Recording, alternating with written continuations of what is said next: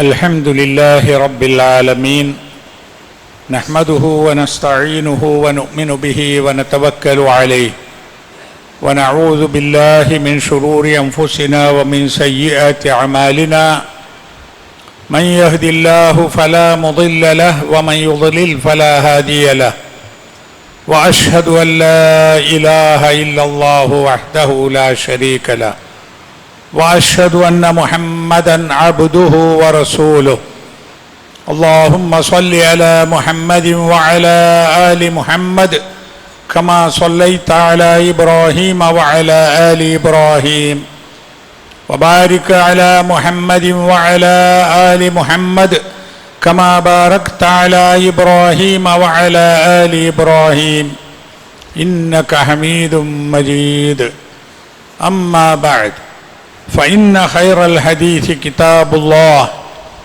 وخير الهدي هدي محمد صلى الله عليه وسلم وشر الأمور محدثاتها فكل محدثة بدعة وكل بدعة ضلالة أعوذ بالله من الشيطان الرجيم بسم الله الرحمن الرحيم يا أيها الذين آمنوا اتقوا الله حق تقاته ولا تموتن إلا وأنتم مسلمون ബഹുമാന്യരായ സത്യവിശ്വാസികളെ, അള്ളാഹുവിൻ്റെ കൽപ്പനകൾ സൂക്ഷിച്ചുകൊണ്ട് തഖ്വയോടുകൂടി ജീവിക്കുവാൻ പരിശ്രമിക്കണമെന്ന് എന്നോടും നിങ്ങളോടും ഉപദേശിക്കുകയാണ്. അള്ളാഹു സുബ്ഹാനഹു വ തആല നമ്മെ എല്ലാവരെയും അവനെ അനുസരിച്ച് ജീവിക്കുന്ന മുത്തഖീങ്ങളിൽ ഉൾപ്പെടുത്തുമാറാവട്ടെ. മനുഷ്യ സമൂഹത്തിൻ്റെ വിജയത്തിനും സമാധാനത്തിനും സന്തോഷത്തിനും വേണ്ടിയാണ് അല്ലാഹു തആല നിയമങ്ങൾ നൽകിയിട്ടുള്ളത്. വിശുദ്ധ ഖുർആനും അതിൻ്റെ വിവരണമായ നബി തിരുമേനി സ്വല്ലല്ലാഹു അലൈഹി വസല്ലമയുടെ സുന്നത്തും അനുസരിച്ച് ജീവിച്ചാൽ നമുക്ക് ഇഹപര വിജയമുണ്ടാകുമെന്ന് അല്ലാഹു തആല നമ്മെ അറിയിച്ചിട്ടുള്ളതുമാണ്. ഈ ലോകത്തെ മുഴുവനും സൃഷ്ടിച്ചു പരിപാലിക്കുന്ന സർവശക്തനും നിയന്താവുമായ അല്ലാഹു നമ്മോട് ആവശ്യപ്പെടുന്നത് ചിന്തിക്കുവാനും പഠിക്കുവാനും ഗവേഷണം നടത്തുവാനും എന്നിട്ട് അല്ലാഹുവിൻ്റെ മഹത്വം മനസ്സിലാക്കി അല്ലാഹുവിൻ്റെ കൽപ്പനകൾ അനുസരിച്ചു കൊണ്ട് ജീവിക്കാനുമാണ്. ആദ്യകാലത്തെ മുസ്ലിങ്ങൾ ഈ രംഗത്ത് വലിയ ശ്രമങ്ങളാണ് നടത്തിയിട്ടുള്ളത്. പഠിക്കുവാൻ വേണ്ടി, ചിന്തിക്കുവാൻ വേണ്ടി, മനസ്സിലാക്കുവാൻ വേണ്ടിയൊക്കെ അവർക്കുള്ള പ്രചോദനം ഖുർആൻ തന്നെയായിരുന്നു.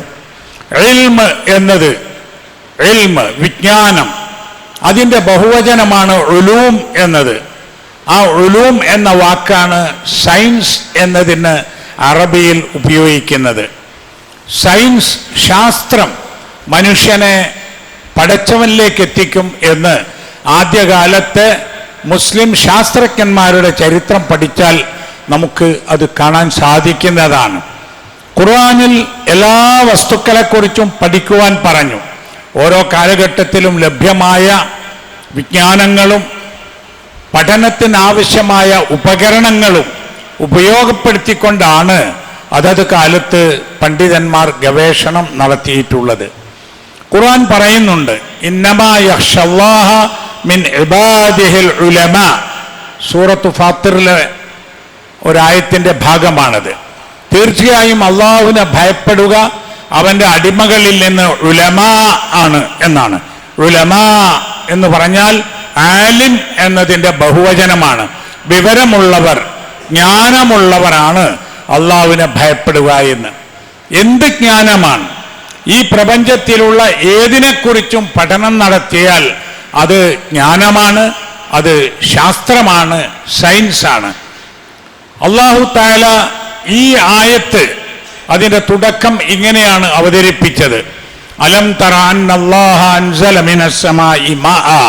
നീ കണ്ടില്ലേ അല്ലാഹു തആല ആകാശത്ത് നിന്ന് വെള്ളമിറക്കിയത്, എന്നിട്ട് ആ വെള്ളം ഉപയോഗിച്ച് സസ്യങ്ങളും ചെടികളും മുളപ്പിച്ചത്, അതിൽ നിന്ന് ഫലങ്ങളും പഴങ്ങളും വിവിധ നിറത്തിലുള്ളത് അല്ലാഹു തആല ഉൽപ്പാദിപ്പിച്ചത്, അതുപോലെ ഈ ഭൂമിയിൽ വിവിധ നിറത്തിലുള്ള ഭാഗങ്ങളും വഴികളും ഉണ്ടാക്കി വെച്ചത്, മനുഷ്യരിലും മൃഗങ്ങളിലും കന്നുകാലികളിലും എല്ലാം ഈ വൈവിധ്യം അല്ലാഹു തആല സൃഷ്ടിച്ചത്, ഇതിനെക്കുറിച്ചൊക്കെ ആലോചിക്കാൻ പറഞ്ഞു. അലം തറ, നീ കാണുന്നില്ലേ? അപ്പൊ എന്തെല്ലാം വിഷയങ്ങൾ വന്നു ആകാശത്തെക്കുറിച്ച്. അതാണ് ആസ്ട്രോണമി, ഭൗമശാസ്ത്രം എന്ന് പറയുന്നത്. ഭൂമിയെക്കുറിച്ച് പഠിക്കുന്ന ഭൗമശാസ്ത്രം, മറ്റത് വാനശാസ്ത്രം, സസ്യശാസ്ത്രം, മൃഗശാസ്ത്രം, മനുഷ്യന്റെ ശരീരശാസ്ത്രം, എല്ലാറ്റിനെക്കുറിച്ചും പഠിക്കുവാനുള്ള ആഹ്വാനം ആ ഒരൊറ്റ ആയത്തിലുണ്ട്. അപ്പൊ അത് പഠിക്കുന്ന ആളുകൾ ശാസ്ത്രജ്ഞന്മാരായി വരും. അവർ ഫിസിക്സും കെമിസ്ട്രിയും ബയോളജിയും ആസ്ട്രോണമിയും അനാട്ടമിയും എല്ലാം പഠിക്കും. അത് പഠിക്കുമ്പോൾ അതിലുള്ള വലിയ വലിയ പണ്ഡിതന്മാരായി തീരും. അങ്ങനെയുള്ള ആ പണ്ഡിതന്മാർ ഇന്നമാ യഖ്ശല്ലാഹ മിൻ ഇബാദിഹിൽ ഉലമാ, അള്ളാഹുവിനെ ഭയപ്പെടുക അവന്റെ അടിമകളിൽ ഉലമ ആണ്, വിവരമുള്ളവരാണ്, പഠിച്ചവരാണ് എന്നത് പൂർത്തിയാവുകയും ചെയ്യും. അള്ളാഹു നമ്മോട് ആവശ്യപ്പെടുന്നുണ്ട്, വഖുർ റബ്ബി സിദ്നി ഇൽമാ, റബ്ബി സിദ്നി ഇൽമാ, അള്ളാഹുവേ നീ എനിക്ക് അറിവ് വർദ്ധിപ്പിച്ച് തരണമേന്ന് നമ്മൾ ദുആ ചെയ്യണം. അള്ളാഹുവേ നീ എനിക്ക് അറിവ് വർദ്ധിപ്പിച്ച് തരണമേ എന്ന്. കഴിഞ്ഞ നൂറ്റാണ്ടിലൊക്കെ പറഞ്ഞിരുന്നത് നമ്മളിപ്പോൾ ശാസ്ത്രയുഗത്തിലാണ് എന്നാണ്, ശാസ്ത്രത്തിന്റെ കാലമാണ്.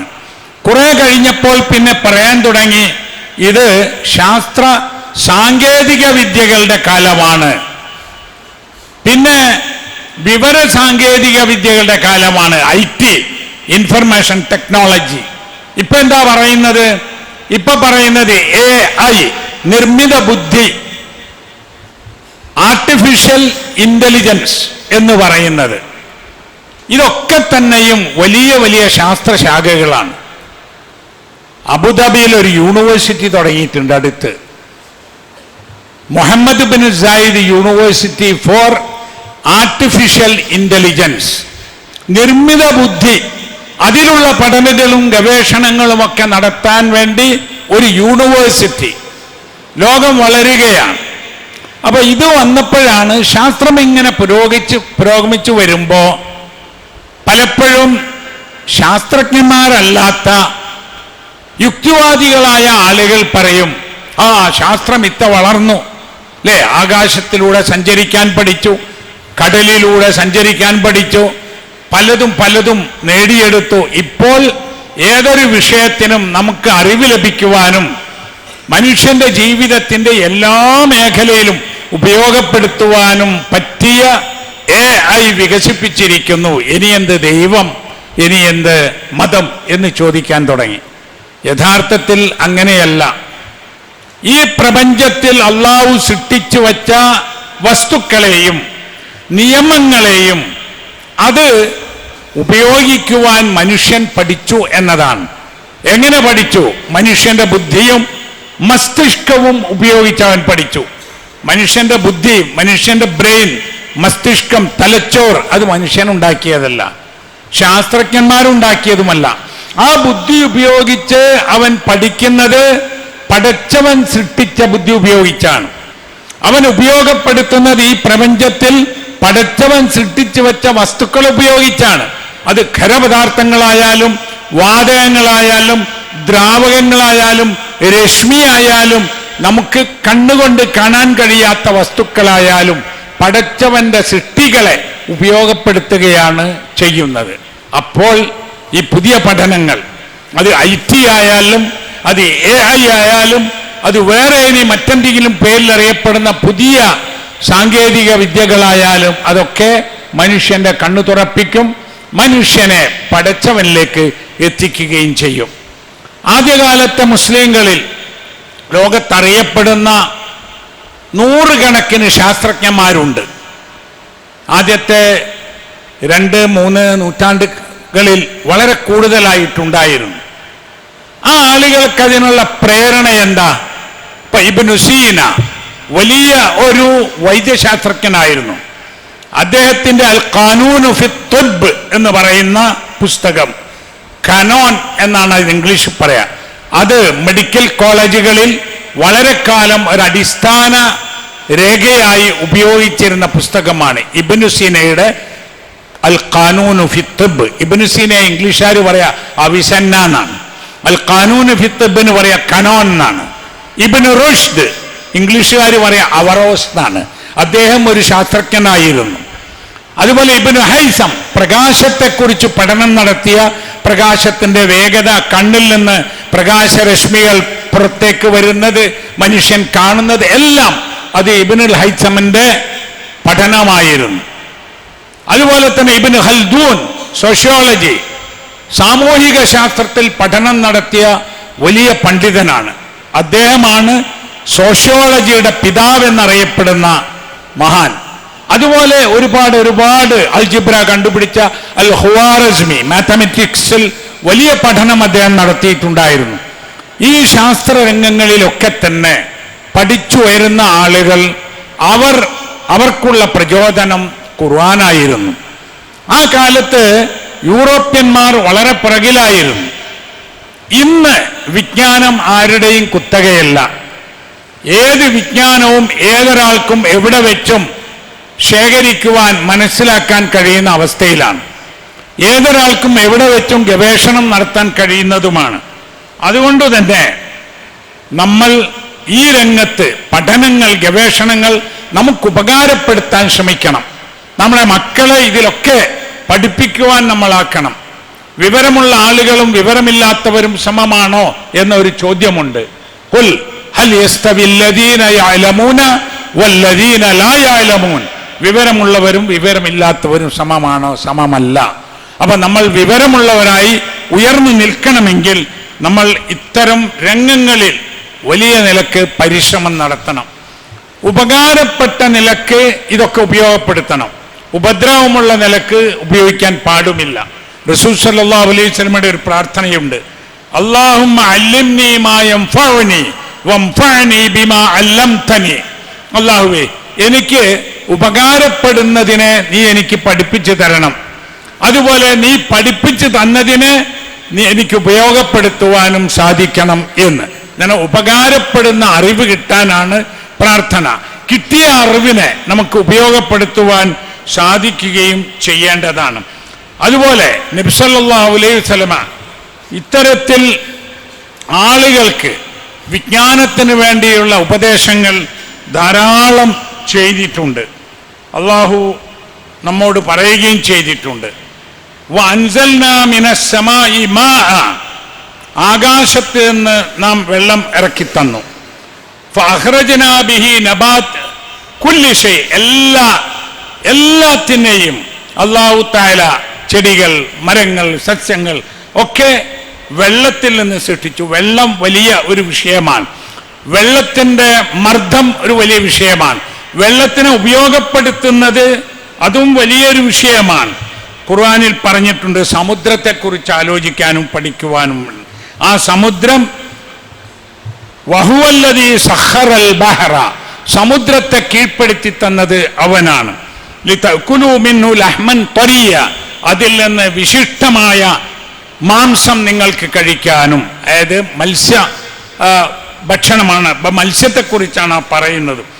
പിന്നെ പറഞ്ഞു തസ്തഖ്രിജൂ മിൻഹു ഹിലിയതൻ തൽബസൂനഹ, നിങ്ങൾ ധരിക്കുന്ന ആഭരണങ്ങൾ, മുത്ത്, പവിഴം തുടങ്ങിയവയും അതിൽ നിന്ന് നിങ്ങൾക്ക് ഉപയോഗപ്പെടുത്താൻ.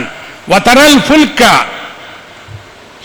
മവാഹിറ, കപ്പലുകളെ നിനക്ക് കാണാം. ഓളങ്ങളെയും തിരമാലകളെയും മുറിച്ചു കടന്ന് നീങ്ങുന്ന കപ്പൽ. അതുപോലെ വലിതബ്തഗൂ മിൻ ഫളിഹി വലഅല്ലക്കും തഷ്കുറൂൻ, അള്ളാഹിന്റെ ഫളിലിനെ നിങ്ങൾ തേടി പുറപ്പെടാനും നിങ്ങൾ നന്ദിയുള്ളവരാവാനും. കപ്പലൊക്കെ വലിയ വിഷയമല്ലേ? എന്തുകൊണ്ട് കപ്പൽ വെള്ളത്തിന് മുകളിൽ നിൽക്കുന്നു അല്ലേ? കപ്പലിൽ കയറ്റിയ ഇരുമ്പെടുത്ത് പുറത്തിട്ടാൽ ആ ഇരുമ്പ് താന്നു പോകും. ഇരുമ്പുകളെടുത്ത് കപ്പലിൽ വെച്ചാൽ ഇരുമ്പിന്റെ സാധനങ്ങൾ കപ്പൽ അത് വഹിച്ചു കൊണ്ടുപോകും. അതൊരു തത്വമാണ്, പ്ലവന തത്വം. അതൊക്കെ തന്നെ മനുഷ്യൻ മനസ്സിലാക്കി അതനുസരിച്ച് ഉണ്ടാക്കിയതാണ്. അതുപോലെ തന്നെയാണ് ആകാശത്തിലൂടെ പറക്കുന്ന വിമാനങ്ങൾ നോക്കിയാൽ, അതും ഒരു വലിയ ശാസ്ത്രം ഉപയോഗപ്പെടുത്തിയിട്ടാണ്. എല്ലാത്തിലും നമുക്ക് അങ്ങനെയുള്ള അത്ഭുതങ്ങൾ കാണാൻ സാധിക്കും എന്നാണ്.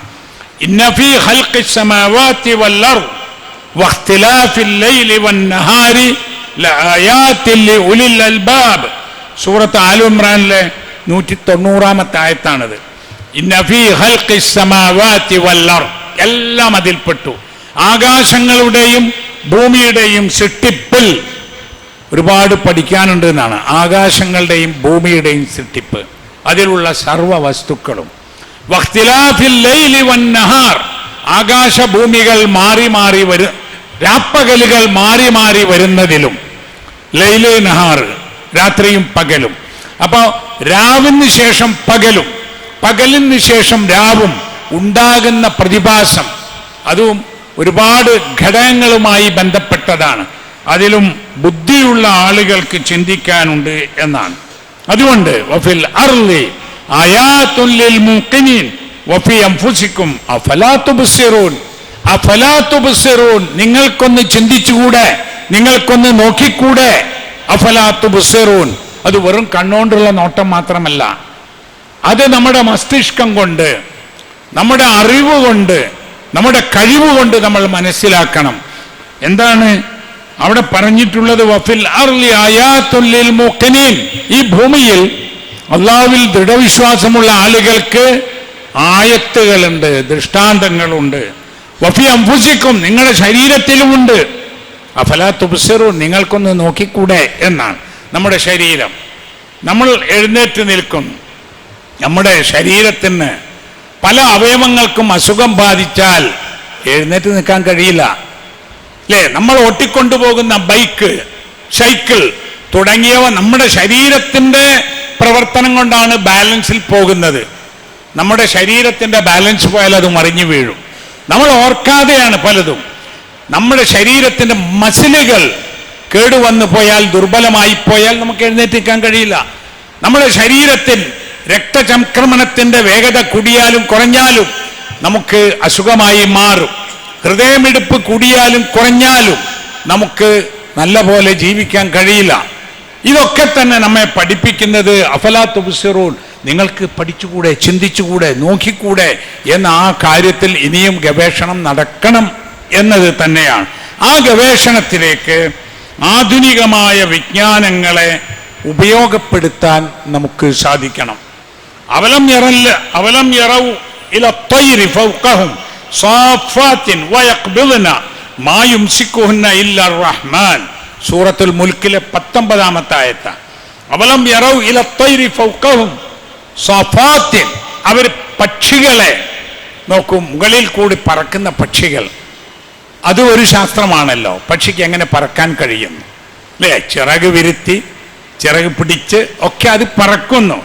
അതിനെ അവിടെ നിലനിർത്തുന്നത് മാ യുംസിക്കുഹുന്ന ഇല്ല റഹ്മാൻ, റഹ്മാനായ അള്ളാഹു അല്ലാതെ ആരുമല്ലാന്ന് എന്ന് പറഞ്ഞാൽ, അള്ളാഹു നിശ്ചയിച്ച ആകാശത്തിലുള്ള ആ നിയമങ്ങൾ പാലിച്ച് അങ്ങനെയാണ് പക്ഷികൾ അവിടെ നിൽക്കുന്നത് എന്ന്.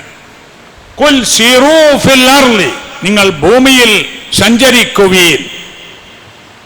ഫൻദുറു കൈഫ ബദഅൽ ഖൽഖ, അല്ലാഹു തആല സൃഷ്ടിപ്പ് എങ്ങനെ ആരംഭിച്ചു എന്നത് നിങ്ങൾ നോക്കൂ എന്ന്. സൂറത്തുൽ അൻകബൂത്ത് 20. വഹുവല്ലദീ ജഅല ലക്കുമുൻ നുജൂമ ലിതഹ്തദൂ ബിഹാ, അല്ലാഹു ആണ് നിങ്ങൾക്ക് നക്ഷത്രങ്ങളെ ഉണ്ടാക്കി തന്നത്. നിങ്ങൾക്ക് ഫീ ദുലുമാത്തിൽ ബർരി വൽ ബഹർ, ഇരുട്ടുള്ള, നിങ്ങൾ കരയിലായാലും കടലിലായാലും അവിടെയുള്ള ഇരുട്ടുകളിൽ നിങ്ങൾക്ക് വഴി കാണിച്ചു തരാൻ നക്ഷത്രങ്ങളെ ഉണ്ടാക്കി വെച്ചത് അല്ലാഹു ആണ് എന്നാണ്. അതിനൊരു ക്രമമുണ്ടല്ലോ, അല്ലേ? ഏതാണ് വടക്ക്, ഏതാണ് തെക്ക് എന്ന് മുമ്പ് കാലത്ത് പായക്കപ്പലിലൊക്കെ പോകുന്ന ആളുകൾ നക്ഷത്രങ്ങളെ നോക്കിയിട്ടാണ് സഞ്ചരിച്ചിരുന്നത്. അതൊരു ക്രമത്തിലല്ലെങ്കിൽ അത് ശരിയാവില്ലല്ലോ. അപ്പം അതിനുമുണ്ടൊരു ക്രമം. ആ ക്രമം മനുഷ്യൻ അന്വേഷിച്ച് പഠിച്ചു മനസ്സിലാക്കുന്നു. ഭൂമിയുടെ ചുറ്റളവ് കണ്ടുപിടിച്ച പണ്ഡിതന്മാരുണ്ടായിരുന്നു, ഉലമാക്കൾ. അതുപോലെ ഈ ഭൂമിയുടെ പ്രദേശങ്ങളെ മനസ്സിലാക്കി മാപ്പുകൾ ഉണ്ടാക്കിയിട്ടുണ്ടായിരുന്നു. അന്ന് ഇത്രയധികം നമുക്ക് സൗകര്യങ്ങളില്ലാത്തത് കൊണ്ടൊക്കെ അവരുടെ ബുദ്ധിയും അവരുടെ സഞ്ചാരവും ഒക്കെ അനുസരിച്ച് ചില വ്യത്യാസങ്ങൾ ഉണ്ടാവാം എന്ന് മാത്രം.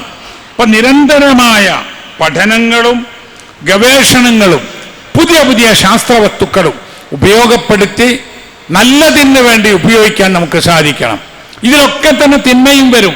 ശാസ്ത്രം പഠിച്ചു വളർന്ന് വലുതായപ്പോൾ അതുകൊണ്ട് ലോകത്തെ നശിപ്പിക്കുന്നു, ബോംബിടുന്നു, കൊന്നൊടുക്കുന്നു, ഇല്ലേ? അതും ശാസ്ത്രം തന്നെയാണ്. അതിന് വേണ്ടിയല്ല ആ ശാസ്ത്രം. അതുപോലെ തന്നെയാണ് IT ആയാലും ആയാലും ഇനി വരാൻ പോകുന്ന വിദ്യാഭ്യാസ ഈ ശാസ്ത്രരംഗത്തുള്ള വസ്തുക്കളായാലും അത് ഇരുതലമൂർച്ചയുണ്ടാകും. നമുക്ക് ആർക്കും തടുത്തു നിർത്താൻ കഴിയില്ല. അത് നമ്മൾക്ക് ചെയ്യാൻ കഴിയുന്നത് അതിനെ മനുഷ്യൻ ഉപയോഗപ്പെടുത്തുക എന്നുള്ളതാണ്. അത് അള്ളാഹുവിൻ്റെ സമ്മാനമാണ്. ഈ ശാസ്ത്രശാഖകളൊക്കെ അള്ളാഹുവിൻ്റെ സമ്മാനമാണ് മനുഷ്യന് വേണ്ടി ഉപയോഗിക്കാൻ വേണ്ടി. ആ നിലക്ക് അതിനെ കാണുകയും ഉപയോഗപ്പെടുത്തുകയും ചെയ്യണം എന്ന് ഓർമ്മിപ്പിക്കുന്നു. അള്ളാഹു നമ്മെ അനുഗ്രഹിക്കുമാറാവട്ടെ.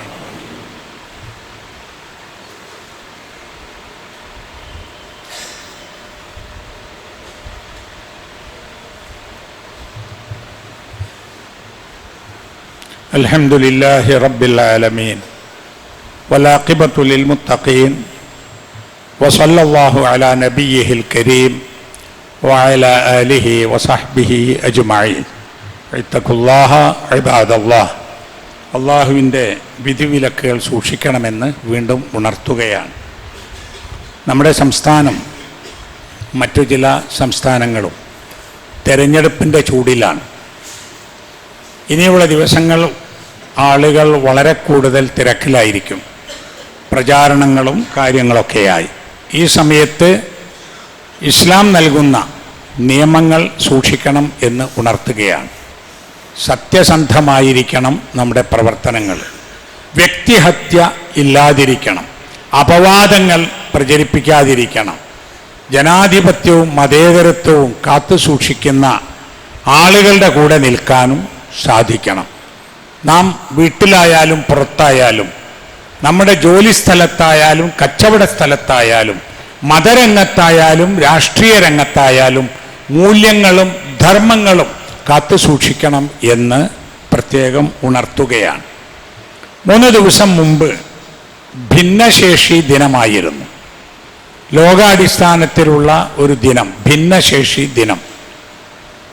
ഭിന്നശേഷി എന്ന് പറയുന്നത് സാധാരണ ആളുകൾക്കുള്ള ഒരുപാട് കഴിവുകൾ ഇല്ലാത്ത ആളുകൾ, എന്നാൽ അവർക്ക് വേറെ പല കഴിവുകളും ഉണ്ട് താനും.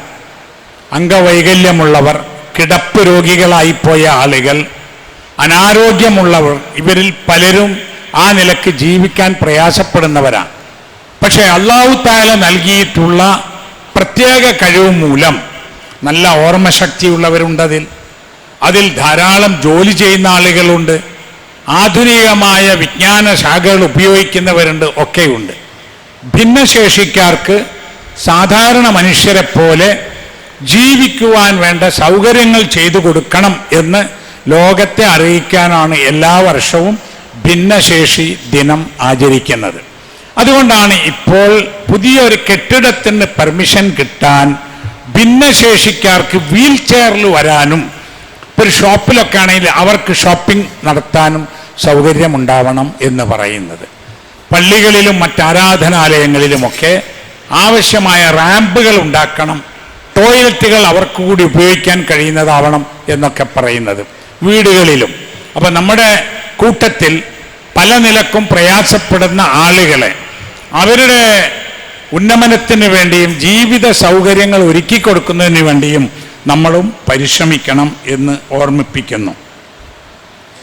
നമ്മുടെ കൂട്ടത്തിൽ അസുഖം ബാധിച്ച് വളരെ പ്രയാസപ്പെടുന്ന ചില സുഹൃത്തുക്കൾ, അവരുടെ അസുഖം മാറിക്കിട്ടാൻ പ്രത്യേകമായി ദുആ ചെയ്യണമെന്ന് അറിയിച്ചിട്ടുണ്ട്. അല്ലാഹു സുബ്ഹാനഹു വ തആല അവർക്കെല്ലാം എത്രയും പെട്ടെന്ന് ശമനം നൽകി അനുഗ്രഹിക്കുമാറാകട്ടെ.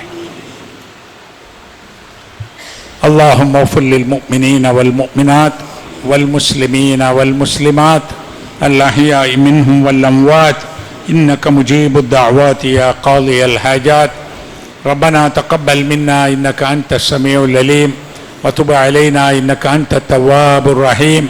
ربنا يا غافر المذنبين اللهم أعز الإسلام والمسلمين. ربنا آتنا في الدنيا حسنة وفي الآخرة حسنة وقنا عذاب النار.